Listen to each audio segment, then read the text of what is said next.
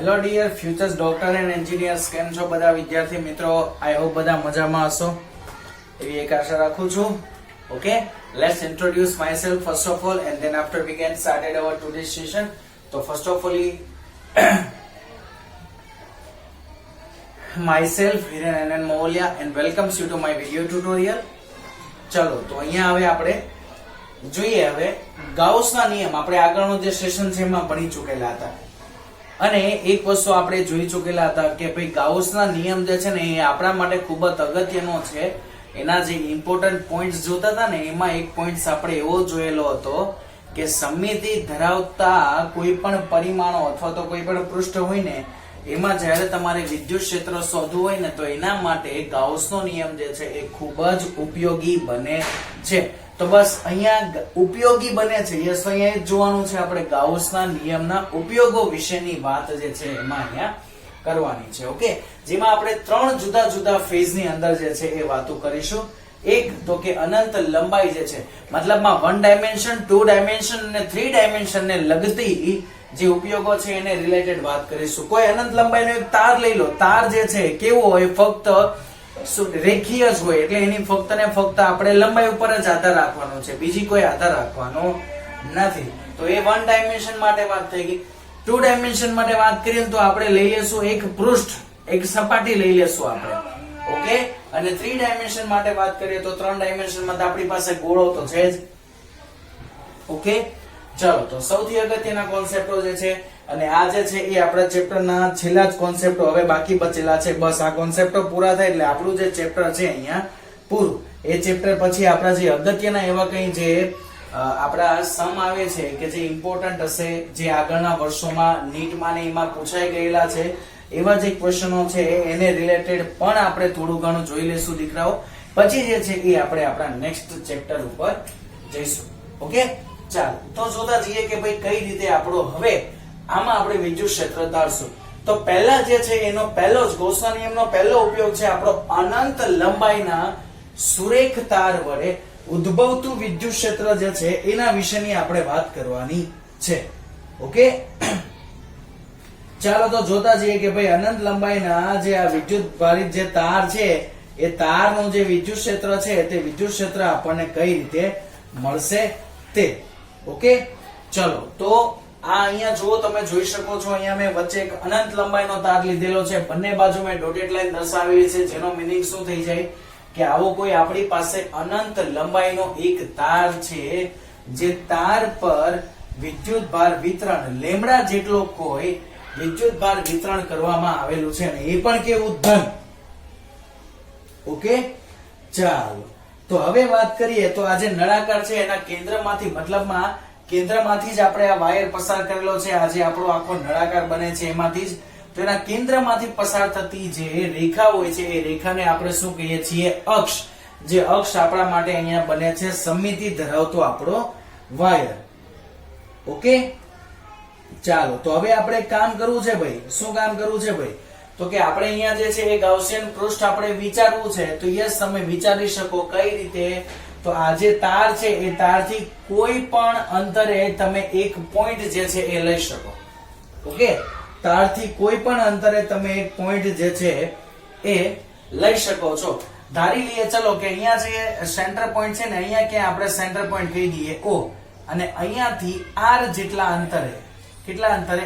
R જેટલા અંતરે અહીંયા હું કોઈ બિંદુ ધારી લઉં છું P, અને જે બિંદુનો કેન્દ્ર બિંદુથી સ્થાન સદિશ છે. ઓકે, બે બાજુ આર નથી લખવું, સ્થાન સદિશના સ્વરૂપમાં જ સીધું લખી દઈએ કે એનો જે સ્થાન સદિશ છે એ સ્થાન સદિશ છે R જેટલો. O થી P બિંદુ સુધીનો સ્થાન સદિશ કેટલો છે? R જેટલો. હવે આ સ્થાન સદિશ જે છે, ધારી લો કે આ સ્થાન સદિશ છે. આ સ્થાન સદિશને હવે તમે આખો ફેરવો આ O બિંદુને અનુલક્ષીને, તો તમને એક શું મળે? એક વક્ર સપાટી મળશે. શું મળશે આપણને? એક વક્ર સપાટી મળશે. તો સર આ તો એક જ વક્ર સપાટી મળી, પણ એવો તો આ તો અનંત લંબાઈનો એક તાર છે, તો આવા બિંદુઓ તો ઢગલાબંધ મળશે આપણને. આ O બિંદુથી અહીંયાથી ઉપરની દિશામાં જોઈએ એટલે આપણને સદિશો મળશે, અને એ બધા સદિશો એક સાથે વિચારી લો. ચલો હવે આ બધા સદિશો એટલે આપણા માટે શું થઈ ગયું? આપણો કાંસકો જે આવે તે. અને સમિતિ ધરાવતી આ જે વાયર છે, વાયર એટલે શું તો કાંસકાના દાંતાઓ જે હોય એને બધાને દર્શાવી દો, એને બધાને યાદ કરી લો કે એ બધા શું છે આપણા સ્થાન સદિશો છે. અને એને દાંતાઓને બધાની નીચે જે જોડેલા હોય જે ભાગથી એને આપણે શું કહી દઈએ સમિતિ ધરાવતી અક્ષ. હવે એને તમે આમ ફેરવો છો, તમે આમ ફેરવશો એટલે તમે ઇમેજિન કરો, વિચારો, તમે એને એમ ફેરવશો ને એટલે શું થશે એક આખો એક નળાકાર જે છે એ કમ્પ્લીટ થશે. શું થશે? એક આખો નળાકાર જે છે એ કમ્પ્લીટ થશે. ઓકે. અને બીજું વાત કરીએ હવે તો આ બધા જ બિંદુઓ જે છે, બધા જ જે આપણા પેલા કાંસકાના દાંતાઓ હોય બધાની લંબાઈ કેવી હોય? ઇક્વલ હોય. તો તારથી ઇક્વલ લંબાઈ પરના બિંદુઓ છે. પછી તમે પી લઈ લો, પી ડેશ લઈ લો, પી ડબલ ડેશ, અહીંયા બિંદુ લઈ લો, અહીંયા લઈ લો, અહીંયા લઈ લો, અહીંયા લઈ લો, અહીંયા કોઈ પણ જગ્યાએ તમે બિંદુ લઈ લો, જે બધા જ આપણા તાર જે છે તારથી કેવા અંતરે છે? એક સમાન અંતરે. તો તારથી એક સમાન અંતરે આવેલા બધા જ બિંદુઓ એ વિદ્યુત ક્ષેત્ર પણ કેવું હશે? એક સમાન જ હશે. Yes sir. ચલો તો આટલી તો વસ્તુ આપણને ખબર પડી ગઈ કે ભાઈ વિદ્યુત જે છે એ બધા જ બિંદુઓ એ વિદ્યુત ક્ષેત્રનું મૂલ્ય કેવું હશે? એક સમાન હશે. What about direction? તો વિદ્યુત ક્ષેત્રની દિશા સર એક વસ્તુ અમને ખબર જ છે, ધન વિદ્યુત ભાર હોય તો ત્રિજ્યાવર્તી બહાર, ઋણ વિદ્યુત ભાર હોય તો ત્રિજ્યાવર્તી અંદર. તો નળાકારની ત્રિજ્યા કઈ થાય છે? અમે સ્થાન સદિશ આર દર્શાવેલો છે એ જ નળાકારની ત્રિજ્યા થઈ જાય. કેમ કે આપણે તારને ક્યાં મૂકેલો છે? નળાકારની અક્ષ ઉપર મૂકેલો છે. ઓકે, તારને આપણે ક્યાં મૂકેલો છે? નળાકારની અક્ષ ઉપર. ચલો અહીંયા હું લખી દઉં છું. આ જે છે ને એને જ આપણે કહીએ છીએ નળાકારની અક્ષ, અને જે આપણા માટે શું બને છે? આપણો તાર. ઓકે. અને આજે આપણે સ્થાન સદિશ ઘુમાયો અને આજે આપણી પાસે પૃષ્ઠ બન્યું ને એને કહેવાય ગૌસિયન પૃષ્ઠ. ગૌસિયન સપાટી બને છે. આ હકીકત હતી નહીં, હતું શું આપણી પાસે? ખાલી તાર. પણ આપણે સ્થાન સદિશ જે છે એ ધારીને વિચારીને એને આખું શું કર્યું? આપણે એને રોટેટ કરાવ્યું, જેના કારણે આવો એક આપણે નળાકાર જે છે એ ક્રિએટ કરી દીધેલો છે, જનરેટ કરી દીધેલો છે. ઓકે. ચલો તો હવે આપણે જોઈએ કે ભાઈ હવે અહીંયા આપણો ફાઇનલ જે છે એ આન્સર મીન્સ કે આપણે અનંત લંબાઈના સુરેખ તાર વડે ઉદ્ભવતા વિદ્યુત ક્ષેત્ર વિશેની વાત કરવાની છે. તો એ વિદ્યુત ક્ષેત્ર કેટલું આવશે તે વિદ્યુત ક્ષેત્ર વિશેની વાત કરીએ. ઓકે. ચાલો તો સર એ વિદ્યુત ક્ષેત્ર આપણને મળે ફ્લક્સ પરથી. ક્યાંથી મળશે? ફ્લક્સ પરથી. કેમ કે આપણી પાસે ફ્લક્સ નું સૂત્ર છે, અહીંયા લખું છું. ચાલો, ફ્લક્સ ફાઈ બરાબર E ઇન્ટુ A. B એ નથી લખતો, A લખું છું. આખું જ ક્ષેત્રફળના સ્વરૂપમાં જ વ્યાપક સૂત્ર લખું છું. E into A is equal to Q upon epsilon naught, where Q is equal to the bounding charge of boundary. Okay, means કે જે ગૌસિયન સપાટી છે એની સાથે ઘેરાયેલો જે વિદ્યુત ભાર છે તે એ ગૌસિયન સપાટીનું ક્ષેત્રફળ, એ વિદ્યુત ક્ષેત્ર જે આપણે લાવવું છે. ક્લિયર? તો સર કેટલી વેલ્યુ આપણે લાવવી પડશે? એક તો Q અને બીજું A. Q અને A તમે આ બે વેલ્યુ લાવી દો એટલે તમારો આન્સર આવી જાય. ઓકે. હવે A એટલે શું થાય? નળાકારનું આખું ક્ષેત્રફળ થશે. ઓકે. A જે છે એ શું છે અહીંયા? તો કેપિટલ A માટે વાત કરીએ તો કેપિટલ A જે છે એ શું થશે? નળાકારનું ક્ષેત્રફળ. હવે નળાકારની વાત કરીએ તો નળાકારમાં તો સર ત્રણ આપણને જુદી જુદી જે છે એ સપાટીઓ મળે. બે એના પૃષ્ઠ સાઈડના અને એક આ એની જે વર્તુળાકાર સપાટી હોય છે તે. બે શું હશે? એના પૃષ્ઠ. અને એક શું હશે? એની જે વર્તુળાકાર સપાટી હશે તે. તો ધારી લઈએ કે આપણે જે ગાઉસિયન સપાટી બનાવેલી છે ને તે ગાઉસિયન સપાટીની લંબાઈ કઈ L જેટલી છે. આ ગાઉસિયન સપાટીની લંબાઈ કેટલી છે? L જેટલી. હવે એક કામ કરીએ, અહીંયા આપણે ગાઉસિયન સપાટી ઉપર કોઈ એક પૃષ્ઠ નાનું એવું ધારી લઈએ કે જેનો સ્થાન સદિશ જે છે એ લંબ બહાર તરફ અહીંયા હશે કઈ dA. હવે ક્ષેત્ર જે છે એ ધન વિદ્યુત ભારને કારણે ક્ષેત્ર પણ કેવું હશે? સપાટીને લંબ બહાર તરફની દિશામાં હશે આ રીતે. ઓકે. તો અહીંયા જે આપણો ક્ષેત્રનો સદિશ આવશે એ પણ કેવો આવશે? બહાર તરફ. ક્લિયર? ચલો તો બંને એક જ દિશામાં છે એટલે બંને વચ્ચેનો એંગલ થઈ ગયો 0 એટલે ડાયરેક્ટ તમે EDA જે છે એ સીધું જ આપણે લખી શકીએ છીએ. ઓકે, હવે આપણને બીજું એવું કીધેલું છે કે તાર જે છે એ કેવો છે, અનંત લંબાઈનો છે. ઓકે,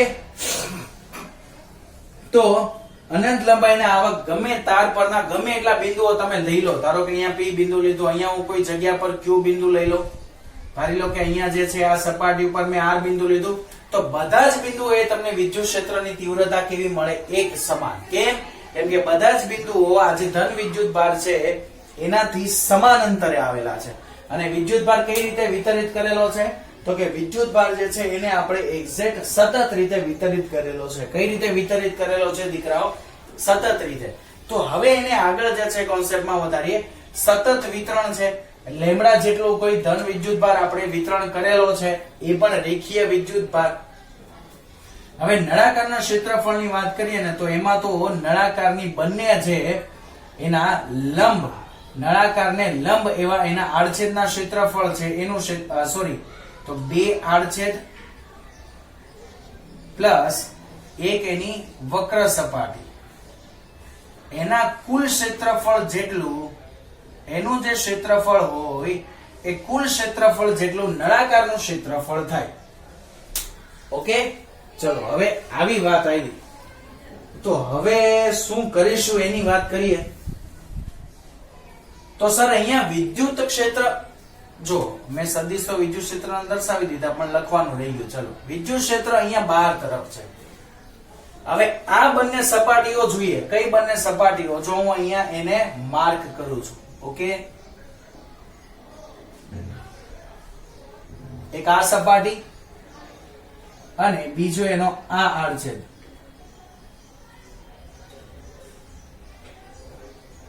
તો આ બંને વસ્તુ જોઈએ તો સર એના જે સ્થાન સદિશ છે એ ક્યાં આવશે? અહીંયા આવશે બહાર તરફ. સપાટીને લંબ રૂપે બહાર તરફ હોય ક્ષેત્રફળ સદિશ. ઓકે, હવે સર આ સપાટી માટે વાત કરીએ તો ડી એ બહાર તરફ છે અને એ સપાટી માટે જે E ની વેલ્યુ આપણને મળે છે એ ક્યાં મળે છે? અહીંયા ઉપર જોઈ લો. આ સપાટી માટે E ની વેલ્યુ તો આવી મળશે નહીં. તો સર અહીંયા તો બંને જગ્યા પર 90 ડિગ્રીનો એંગલ બની જાય. જો એ બંને એના જે આડછેદ છે તે આડછેદમાં જે એંગલ ક્રિએટ થાય છે, જો અહીંયા હું લખી દઉં છું. ઓકે, આડછેદમાં E અને A વચ્ચેનો જે ખૂણો જનરેટ થાય છે એ થીટા કેટલો થાય છે? 90 ડિગ્રી. તો cos 90 ની કિંમત કેટલી થઈ જશે? 0. એટલે અહીંયા જે છે બે આડછેદમાંથી આપણને મળતું જે ફ્લક્સ છે ને એ કેવું થઈ જશે? 0. ઓકે, આડછેદ એટલે એને કહેવાય ક્રોસ સેક્શન. એટલે ચલો આને હું phi c વડે દર્શાવી દઉં. c નો મીનિંગ શું થશે? Cross section. ઓકે, એટલે કે આડછેદ. બાકી બચ્યું એક વક્ર સપાટી. હા સર, તો વક્ર સપાટીમાં જે વાત કરીએ તો વક્ર સપાટીમાં E અને A વચ્ચેનો જે ખૂણો છે ને એ જુઓ તો 0 ડિગ્રી બને છે. DA ઉપર છે અને E પણ કેવું છે? ઉપર જ છે. તો cos 0 ની વેલ્યુ કેટલી થઈ જાય? 1. તો આ જે વક્ર સપાટી છે ઓકે, જેને આપણે જેને આપણે કઈ સપાટી કહીએ છીએ? ગૌસિયન સપાટી. ઓકે, જેને આપણે આપણી કઈ સપાટી કહીએ છીએ? ગૌસિયન સપાટી.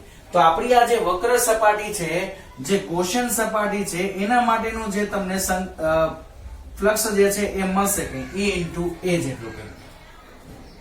ઓકે, ચલો, તો આવી કોઈ કન્ડિશનો આપણા માટે અવેલેબલ બને છે. તો બધી કિંમતો જે છે એ મૂકતા જઈએ અને જોતા જઈએ. ચલો, આપણો શું આન્સર આવશે તે.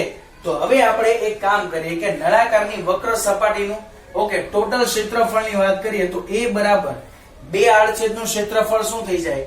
πr². પણ જે આપણા માટે તો એમાંથી તો મળતો ફ્લક્સ 0 છે એટલે નળાકારનું ક્ષેત્રફળ બરાબર શું આવી ગયું? ડાયરેક્ટ. તો અહીંયા આવી ગયું ડાયરેક્ટ જ હું અહીંયા લખી દઉં છું નળાકારની વક્ર સપાટીનું ક્ષેત્રફળ. શું થશે? નળાકારની વક્ર સપાટી નું ક્ષેત્રફળની વાત કરીએ તો સર નળાકારની વક્ર સપાટીનું ક્ષેત્રફળ એટલે કે 2πr L જેટલું થઈ જાય. ઓકે, હવે જેના પર જે વિદ્યુત ભાર જે છે તો તેના પરનો કુલ વિદ્યુત ભાર Q બરાબર શું લખાય? Lambda × L. શું લખાશે? Q બરાબર લેમ્ડા × L.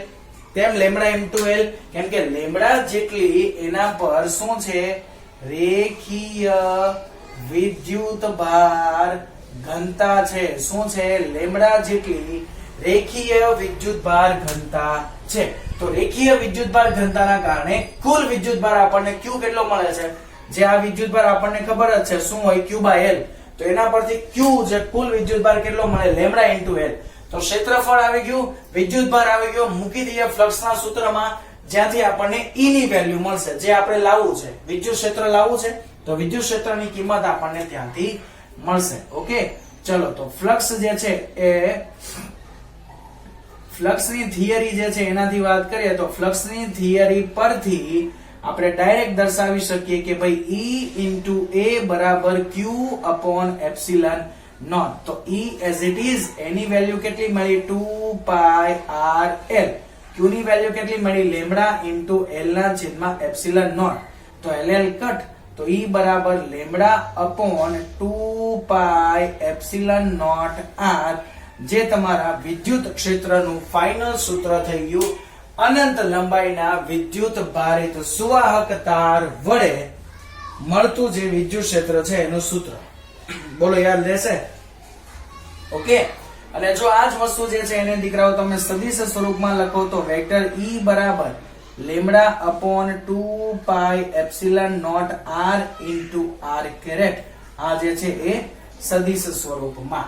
તો આ જે છે એ આપણા અનંત લંબાઈના રેખીય વિદ્યુત ભારિત ઘનતા ધરાવતા જે તાર છે એ તારના કારણે ઉદ્ભવતા વિદ્યુત ક્ષેત્ર વિશેની વાત જે છે એ થઈ ગઈ અહીંયા. ઓકે, ચાલો તો હવે વાત કરીએ કે ભાઈ R સદિશ. ઓકે, પહેલા તો R કેરેટ શું હશે, તો સ્થાન સદિશની દિશામાંનો એકમ સદિશ.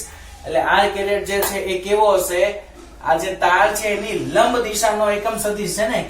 કેમ કે સદિશ R કેવો છે, તારને લંબ છે. જોઈ લો તો આ તાર આપણી x અક્ષની દિશામાં છે, તો સદિશ R જે છે એ આપણો y અક્ષની દિશામાં છે. એટલે કે આપણો જે અહીંયા આપણે વાત કરીએ આ જે સદિશ વિશેની, તો એ જે છે એ કેટલો મળશે આપણને, સોરી R કેરેટ શું છે, તો કે તારને લંબ એવી દિશામાંનો એકમ સદિશ. ચલો જો હું અહીંયા લખી દઉં છું, R કેરેટ જે છે એ શું છે, તારને લંબ દિશાનો, તારની લંબ દિશાનો એકમ સદિશ. ઓકે, તારની લંબ દિશામાંનો એકમ સદિશ જે છે એ શું છે, R કેરેટ છે. ઓકે દીકરાઓ, હવે વિદ્યુત ક્ષેત્રની વાત કરીએ તો સર વિદ્યુત ક્ષેત્ર જે છે એ સદિશ રાશિ, તો એની દિશા દર્શાવો, ક્યારે ધન હશે, ક્યારે ઋણ હશે, ક્યારે દિશા જે છે એ બહાર તરફ હશે, અંદર તરફ હશે. હવે વિદ્યુત ક્ષેત્રની દિશા ડાયરેક્ટ આધાર રાખે શાના ઉપર, લેમડા ઉપર. લેમડા શાના ઉપર આધાર રાખે છે, Q ઉપર. તો જેના આધારે ડાયરેક્ટ આપણે કહી શકીએ કે જો લેમડાની વેલ્યુ ગ્રેટર ધેન 0, એ ક્યારે મળે કે જ્યારે Q ની વેલ્યુ ધન હોય. જો લેમડાની વેલ્યુ ગ્રેટર ધેન 0 એટલે Q ધન હોય. આનો મીનિંગ શું થઈ જાય કે Q જે છે એ શું થઈ જાય, ધન. અને ધન વિદ્યુત ભાર હોય તો એનું વિદ્યુત ક્ષેત્ર હંમેશા કેવું હોય, બહાર તરફ, ત્રિજ્યાવર્તી દિશામાં બહાર તરફ. અને જો લેમડાની વેલ્યુ લેસ ધેન 0 હોય તો Q ની વેલ્યુ કેવી મળે, ઋણ મળે. તો ઋણ વિદ્યુત ભારનું વિદ્યુત ક્ષેત્ર જે છે એ કેવું હોય, હંમેશા અંદર તરફ. ઓકે, તો આ જે છે એ કોન્સેપ્ટ દીકરાઓ યાદ રાખજો કે જો લેમડાની વેલ્યુ ગ્રેટર ધેન 0 તો આપણને શું મળશે, Q જે છે એ ધન મળશે, જેના કારણે વિદ્યુત ક્ષેત્ર મળશે બહાર તરફ. ઓકે, ચાલો તો આ જે છે એ નોર્મલી આપણી વાત થઈ ગઈ દીકરાઓ શાના વિશેની, વિદ્યુત ક્ષેત્ર. અને એ પણ કોનું, તો કે અનંત લંબાઈનો વિદ્યુત પ્રવાહધારિત જે તાર છે એ તારનું વિદ્યુત ક્ષેત્ર વિશેની વાત થઈ. હવે ગોસના નિયમનો બીજો ઉપયોગ જોઈએ, મીન્સ કે બીજી થિયરી. આ મેં તમને કીધું 1 ડાયમેન્શન, 2 ડાયમેન્શન અને 3 ડાયમેન્શન માટે આપણે જોઈશું. તો અહીંયા 1 ડાયમેન્શન વાળો પાર્ટ તમારો થઈ ગયો કમ્પ્લીટ. હવે એક કામ કરીએ, આપણે 2 ડાયમેન્શન વાળા પાર્ટની જે છે એ વાત કરીએ. ઓકે, ચલો તો જોઈએ આગળ.